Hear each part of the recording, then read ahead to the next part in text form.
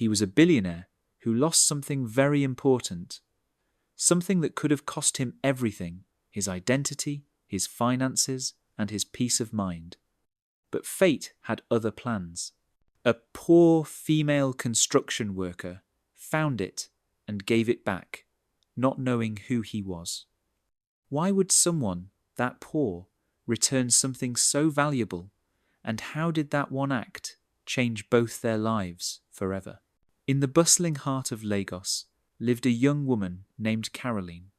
At just 24 years old, her eyes carried the weight of a life far older. Before the sun rose each morning, she tied a faded scarf over her rough hair, pulled on her torn boots, and made her way to the dusty construction site at the end of the road. Caroline wasn't just any worker. She did the back-breaking jobs that even many men avoided. She balanced heavy blocks on her head, mixed cement with a shovel until her arms ached, and pushed wheelbarrows of sand under the unforgiving sun. Life had never been gentle with her. At the age of 12, she lost both parents in a tragic bus crash on their way back from the village. There were no relatives to take them in, no neighbours to step forward. Overnight, she became mother, father, and guardian to her younger siblings Daniel, just 8 at the time, and Blessing, only 6. The early years were brutal. She sold bread by the roadside, washed people's clothes, and did any job she could find. When it still wasn't enough, she begged a mason to let her learn construction work. It was harsh labour, but it paid a little more, and Caroline never complained. Sometimes, when her body trembled from exhaustion, she would sit on the edge of an unfinished building, gaze at the sky, and whisper to herself, "One day, things will change." She didn't know how or when, but she believed.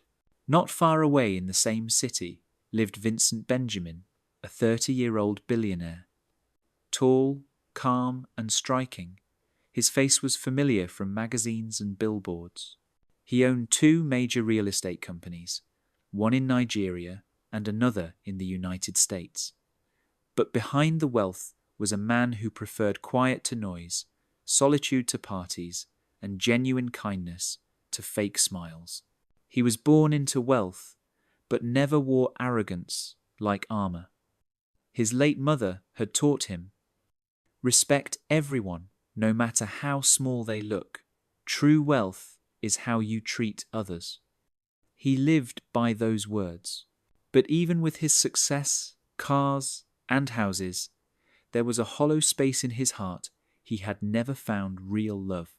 Women had come into his life, beautiful, rich, charming, but too many seemed to love his pocket, not his soul. He longed for someone real, someone who understood struggle, someone whose heart was unshakable. He didn't know it yet, but fate was already weaving their paths together. And soon, 2 worlds that could not have been further apart would collide, not in a grand ballroom, but on an ordinary day, in an ordinary place, in the most unexpected way. After more than a decade of living and working in the United States, Vincent decided to return to Nigeria for a quiet 2-month break. This wasn't about flaunting wealth. He wanted rest, to check on some properties, and to enjoy simple, unplanned days. One warm morning, he woke up feeling light. He dressed casually in a plain green t-shirt, jeans, and a face cap. No expensive suit, no convoy, just one of his plain black SUVs. "I just want to breathe today," he murmured as he grabbed his car keys. His first stop was a supermarket near one of the lands he planned to inspect. Inside, he filled his basket with snacks, bottled water, toiletries, and a few essentials. At the counter, he smiled politely at the cashier, paid in cash, and slipped his black leather wallet back into his rear pocket. What he didn't notice was the way the edge of the wallet brushed against the side of the counter as he turned to leave. By the time he stepped into the open air and headed toward his SUV, the wallet had already slipped out, landing silently in the dusty parking lot. That wallet carried everything: his US driver's license, 2 foreign credit cards, his Nigerian ID card, important business cards, over 2,000 in cash. Without realizing the loss, Vincent got into his car, opened a bottle of water, and drank slowly before starting the engine. At the same time, a few streets away, Caroline was making her way to the construction site. But hunger tugged at her, so she decided to stop by the supermarket to buy a small soft drink and a cheap snack. She counted her money twice to be sure it was enough. After paying, she stepped out quietly, adjusting the strap of her worn handbag. That's when she saw it, a black wallet lying on the ground near a parked SUV. She froze for a second. Who leaves something like this here? She thought. She glanced around. No one seemed to be searching for anything. Curious but cautious, she picked it up. It was heavy. Opening it carefully, her eyes widened neat stacks of foreign currency, crisp naira notes, and official-looking cards. She pulled out a business card, but the number had an international code. No WhatsApp contact, no Nigerian number. She tried calling, but it wouldn't connect. For a moment, temptation whispered. This amount of money could change everything. Rent, school fees, food for months, and no one would know. But something inside her, the voice that had guided her through every hardship, said no. She walked back inside the supermarket, approached the cashier, and placed the wallet on the counter. I found this outside in the parking lot, she said softly. Please, give it to security. If the owner comes, return it to him. The cashier stared at her in surprise. A wallet like this? Returned? You're a good person, the woman finally said, taking it. Caroline just nodded, turned, and walked away without waiting for thanks. Minutes later, not far from there, Vincent stopped at a petrol station. As the attendant asked for payment, Vincent reached into his back pocket and froze. The wallet was gone. Panic surged through him. He searched every inch of the SUV, checked under the seats. Inside his bag, nothing. His heart pounded. That wallet has everything. Everything.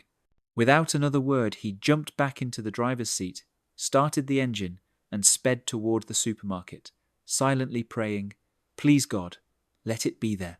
Vincent's SUV rolled into the supermarket parking lot with a screech of tires. He barely took time to lock the car before striding toward the entrance, his eyes scanning the ground as if the wallet might still be lying there.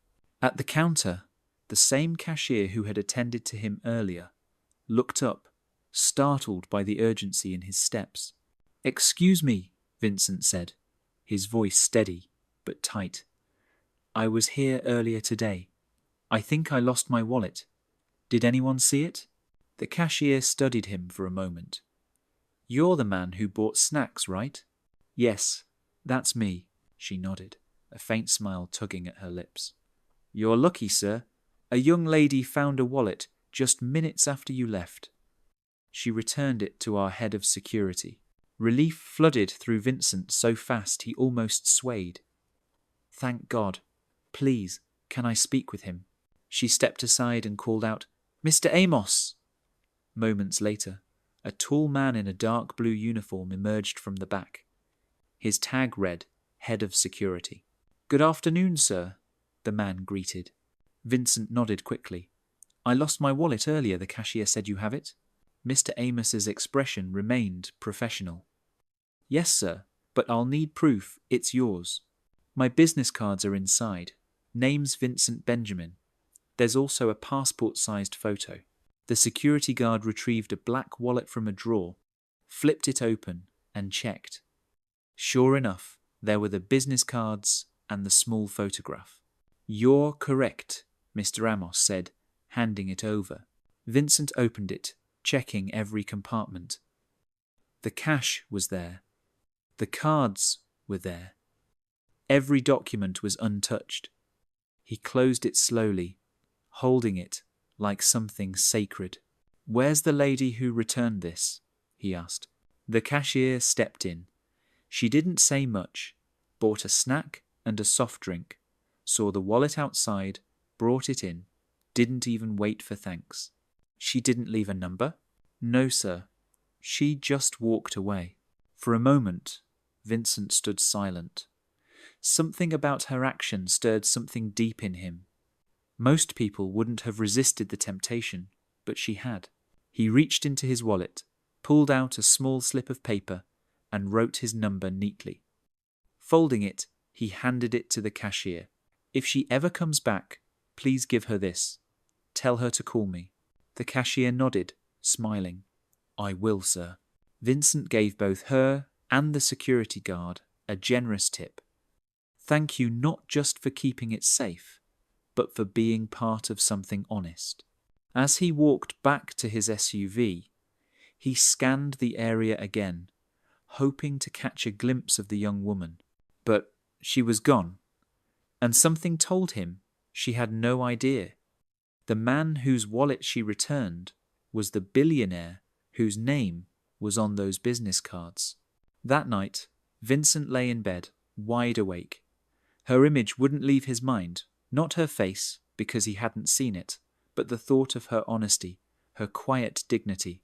I don't even know her name, he murmured to himself. But people like her are rare, so rare. 3 weeks had slipped by since Caroline had picked up that wallet and returned it without a second thought. Life had continued the same way early mornings. Heavy lifting at the construction site, coming home late to cook for Daniel and Blessing. She hadn't thought about the wallet much since then. It was just something she felt was right to do. But that afternoon, after saving a little extra from her pay, she decided to visit the supermarket again to buy groceries. As she pushed a trolley through the entrance, her mind was on what her siblings would like most. Maybe bread, a little milk, and some rice. She didn't notice the cashier waving at her until someone tapped her on the arm. The cashier is calling you. Caroline turned and saw the same woman from last time coming toward her with a small smile. Good afternoon, Ma, the cashier said warmly. Sorry to disturb you, but someone left something for you. She held out a folded piece of paper. Caroline blinked. Who gave you this? The man whose wallet you returned weeks ago, the cashier replied, still smiling. He said if you ever came back, I should give you this and tell you to call him. Caroline stared at the paper for a moment. Her heart beat faster. She hadn't expected anything, not after so much time had passed. Oh, thank you, she said softly. As she continued shopping, she kept glancing at the folded note in her hand. It felt strange, like a small door, opening into something unknown. When she got home, she placed the shopping bag in the corner, planning to call later when she had settled in. But fate had its own cruel twist waiting. Later that evening, Blessing unpacked the groceries and began tidying up. She gathered the empty paper bags and threw them into the large waste bin outside. Inside one of those bags was the small folded note with Vincent's phone number forgotten in Caroline's rush to start cooking. The next morning, Caroline woke up feeling strangely light. Today, I'll call him, she thought. But when she searched her handbag, the number was nowhere to be found. Then she remembered she had placed it inside the shopping bag. Blessing, she called. Her sister stepped in. Yes? The paper bag I came back with yesterday. There was a small piece of paper inside. Where is it? Blessing froze. Was it important? Because I already threw it away yesterday. Caroline's heart sank. She dashed outside barefoot to the green waste bin at the street corner.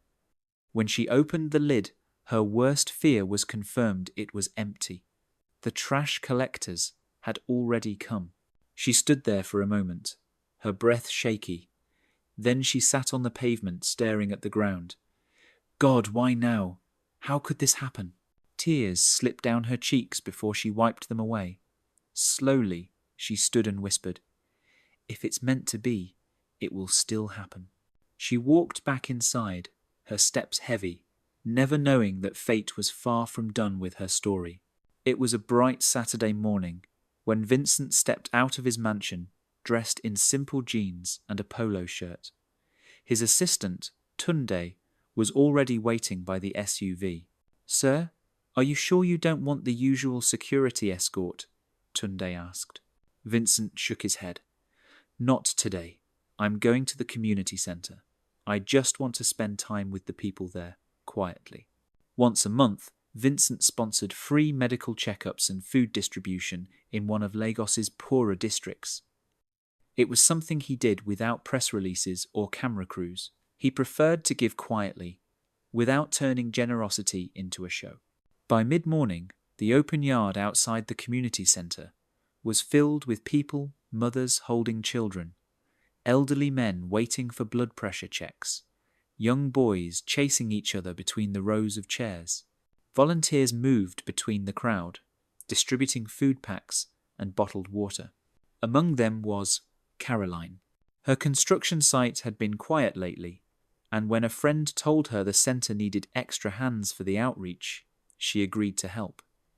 It felt good to do something kind, even if her own life was hard. She stood under a tent, arranging bags of rice and cartons of noodles, when she noticed a man step out of a black SUV. There was nothing flashy about him, yet people seemed to instinctively move aside when he walked past. He shook hands with the doctors, spoke to the women with their babies, and even helped carry a few boxes himself. Caroline didn't recognize him. At first, she had never looked closely at the business cards in that wallet, and the man before her was dressed so simply. But as he came closer to her table, his calm smile and deep voice made her pause. "Good work you're doing here," Vincent said, taking a bottle of water from the stack. "Thank you," Caroline replied, with a polite nod, her hands still busy arranging items. For a moment, his gaze lingered on her. Something about her eyes. It tugged at his memory, though he couldn't place it. But before he could say more, one of the coordinators called him over to handle an urgent matter. He gave her a brief smile and walked away. It wasn't until much later, when the event was winding down, that one of the older women who had been sitting nearby leaned toward Caroline and whispered, "Do you know who that is?" Caroline shook her head. "That's Vincent Benjamin, the billionaire who sponsors all this." Caroline froze. Vincent Benjamin. The name. Her eyes widened as realization hit. He was the man whose wallet she had returned. She quickly scanned the crowd, but his SUV was already pulling out of the yard. Caroline's heart sank. Fate had given them another chance, and just like before, it had slipped through her fingers. She didn't know that Vincent, sitting in the back seat, was also lost in thought, replaying the image of her face. He couldn't shake the feeling that there was something about her, something rare. 2 weeks after the outreach, Vincent found himself back in the same district. This time, he was visiting a small plot of land his company had recently acquired for a community housing project. The streets were narrow, with children playing football on one side and traders shouting prices from their stalls. Vincent had decided to walk the last stretch from where the SUV was parked, enjoying the rare chance to blend in. Meanwhile, Caroline was hurrying home from the construction site. She had worked extra hours and was carrying a heavy bag of groceries for her siblings. The sun was dipping low, casting long shadows across the street. As she reached the main road, a loud screech split the air. She turned just in time to see a small child dart into the street, chasing a rolling ball. A motorcycle was speeding toward him. Without thinking, Caroline dropped her bag and sprinted forward. She grabbed the boy's arm and yanked him back toward the pavement. The motorcycle swerved hard, missing them by inches, before skidding into a ditch. The boy's mother rushed forward, crying and hugging her son. Caroline bent over, catching her breath, when she heard another voice, deep, concerned, and familiar. "Are you okay?" She looked up and saw Vincent standing there, his expression tense. He must have witnessed the whole thing. "I'm fine," she said, brushing dust from her clothes. "Just glad he's safe." Vincent glanced at the boy, then back at her. "That was quick thinking. You could have been hurt." Caroline gave a small shrug. "Some things are worth the risk." For a moment, they just stood there, looking at each other. It wasn't romantic, not yet, but there was a mutual recognition, like two threads finally brushing against each other in a tangled web. Vincent stepped closer. "Haven't I seen you before?" Caroline hesitated. She could have told him, "Then I'm the one who returned your wallet." But the words caught in her throat. Instead, she said softly, "Maybe." Before he could ask more, his phone rang. It was Tunde, reminding him they were late for another meeting. Vincent gave her a lingering look. "I hope we meet again." He turned and walked toward his SUV. Caroline picked up her groceries and began the walk home. This time, her heart was racing for a different reason. She didn't know that Vincent, sitting in the back seat of his SUV, was still thinking about her, and how each time they met, it felt less like coincidence and more like something that refused to be ignored. The next few days were unusually restless for Vincent. He kept replaying the moment in the street, the way she'd risked herself for a child she didn't even know. There was something magnetic about her presence, something that made him feel grounded. Finally, he decided to ask around. He called the outreach coordinator, Mrs. Aluko, the one who managed volunteers at the community centre. "Ma," Vincent began carefully, "at the last outreach, there was a young woman at the food distribution table. Medium height, brown skin, bright eyes. Do you know her name?" Mrs. Aluko paused. That should be Caroline. She's been volunteering here on and off for a while. Do you have a way to reach her?" "I can ask around." "Why? Is something wrong?" "No," Vincent said quickly. "Just, I think I owe her a thank you." Mrs. Aluko chuckled. "Owe her? That girl is all heart. In fact," her voice lowered a little, "she's the one who returned that wallet you lost here a while back. Didn't the cashier give you her number?" Vincent's eyebrows shot up. "She's the one?" "Yes, the very same girl. She didn't even wait for thanks. Honestly, young people like her are rare." Vincent sat back in his chair, stunned. All those small encounters, the outreach, the street accident, and he hadn't realized. She'd been right in front of him, twice, after that day, and fate had almost let her slip away. But now he knew her name, Caroline. That evening, he sat by the window of his study, city lights blinking in the distance. He could call Mrs. Aluko right now and arrange to meet her. But something told him not to rush. This wasn't about swooping in like some savior. It was about understanding her world, her struggles, and why she seemed untouched by greed despite her hardships. Meanwhile, across the city, Caroline sat with her siblings, telling them about the near accident. Blessing laughed nervously and hugged her. "God is watching over you, Caroline. Maybe that man you keep running into is part of his plan." Caroline smiled faintly, but inside, her heart felt unsettled. She didn't know he had already learned who she was, and that soon their worlds were about to collide in a way neither could have predicted. The next week, Caroline was on her way to the local clinic with Daniel. He'd been coughing for days, and she didn't want to take chances.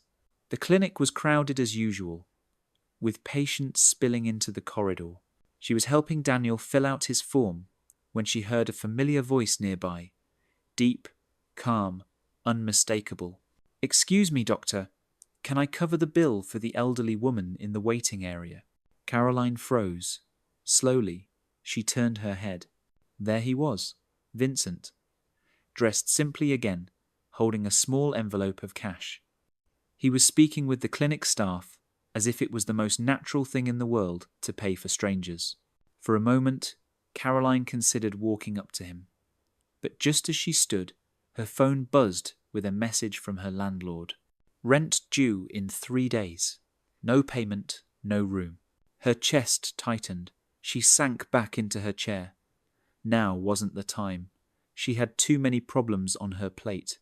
Vincent, on the other side of the room, glanced around while the doctor prepared the paperwork. His eyes landed on her and stayed there. He walked over, his lips curling into a faint smile. "We meet again." Caroline managed a small smile in return. "Seems so." He nodded toward Daniel. "Your brother?" "Yes. Just a cough. Nothing serious, I hope." Vincent looked as if he wanted to say more, but a nurse came over to call him back to the counter. "Excuse me," he said, and stepped away. By the time he returned, Caroline and Daniel were gone. That night, Vincent called Tunde. "Find out where Caroline lives," he said quietly.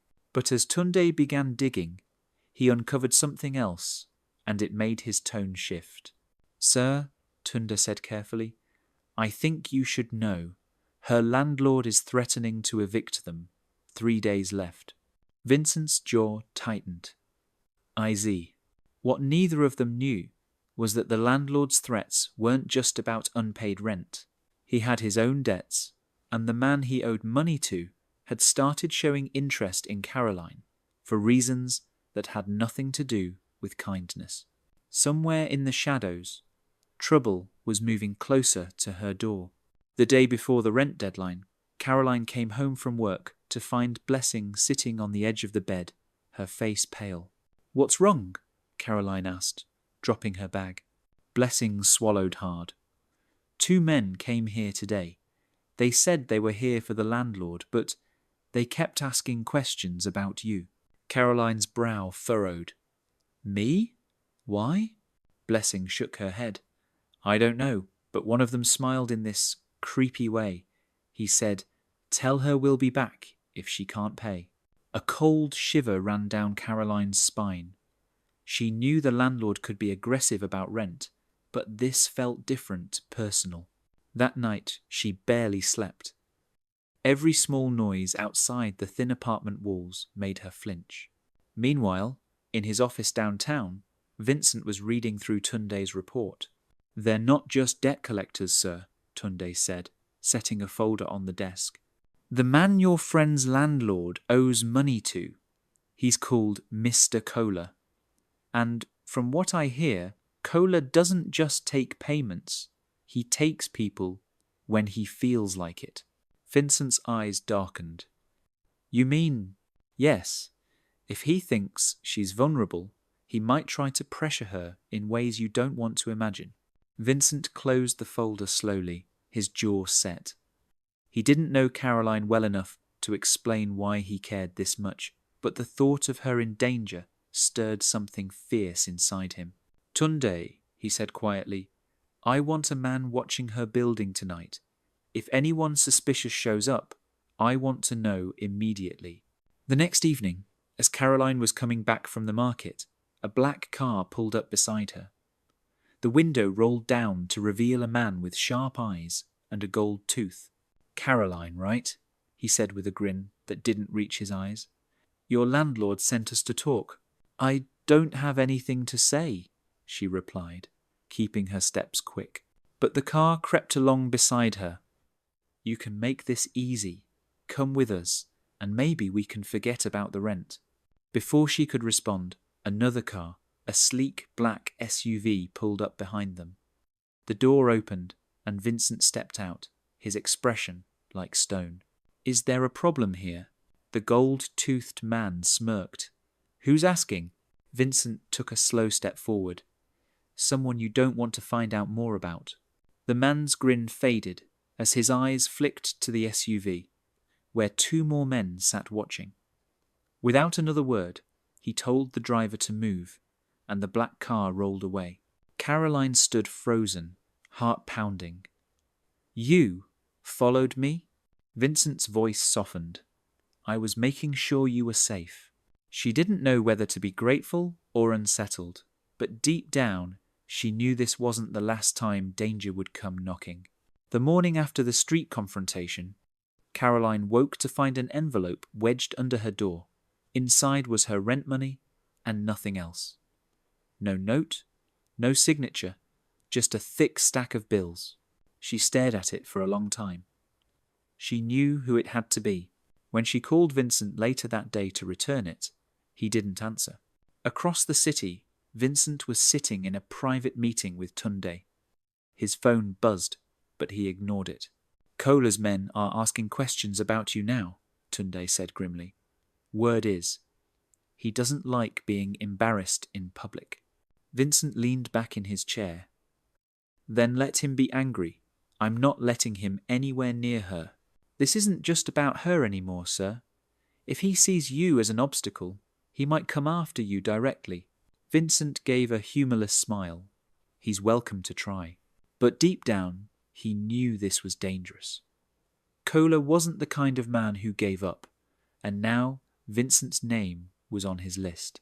That evening, Caroline was walking home when she spotted a black SUV parked across the street. Her stomach twisted until she recognized Tunde stepping out of the driver's seat. "Miss Caroline," he said politely, "Mr. Vincent asked me to keep an eye on things, just until this blows over." "I don't need protection," she insisted. "I can handle myself." Tunde gave her a patient smile. "I'm sure you can, but this isn't about pride, it's about staying alive." She didn't respond, but she didn't tell him to leave either. 2 nights later, Vincent's warning proved right. He was leaving a late meeting when a motorbike roared past his car and a brick smashed against the side window. Shards of glass rained inside, and the sound of laughter faded into the night. Tunde swerved to a stop, but the attackers were gone. Vincent brushed the glass from his lap, his eyes narrowing.